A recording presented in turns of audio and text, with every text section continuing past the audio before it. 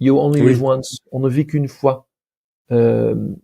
C'est quelque chose que je ressens fort. Il y avait quelqu'un qui avait fait un exercice avec moi en disant attention, il faut être préparé psychologiquement parce que ça va te faire un choc et tout ça. Il y a quelques années déjà, mais là je vais le faire avec vous pour mon cas.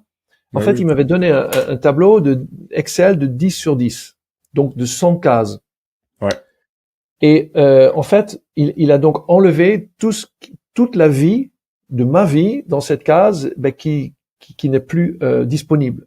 Bah, j'ai 52 aujourd'hui, donc ça veut dire que 52 des 100 cases, parce qu'on vit à peu près 100 ans si on a de la chance, en général plutôt 80 ans d'ailleurs, hein, en moyenne 81 ans pour un homme et 83 ans pour une femme. Et donc en fait, on a noirci 52. Donc plus de la moitié de la case était déjà vide. Waouh!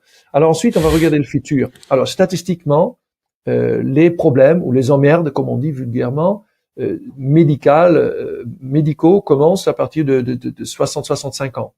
Et donc, ça veut dire qu'en gros, il me reste entre 52 et 65 ans. Ça fait 13 années où j'ai ce que mon beau-père appelait the golden years. Je suis dans mes années dorées où tout est mûr. Je comprends la vie. J'ai constitué une sécurité financière. J'ai des relations maintenant, j'ai de l'expérience qu'on n'a pas quand on a 30 ans, et donc c'est maintenant qu'il faut y aller à fond.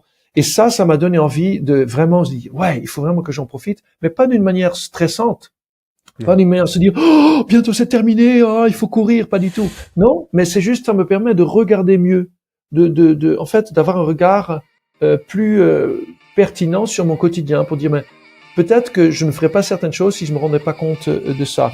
Pour écouter la suite, rends-toi directement sur ma chaîne YouTube. Sinon, l'épisode est disponible dans son intégralité sur Spotify et Apple Podcasts.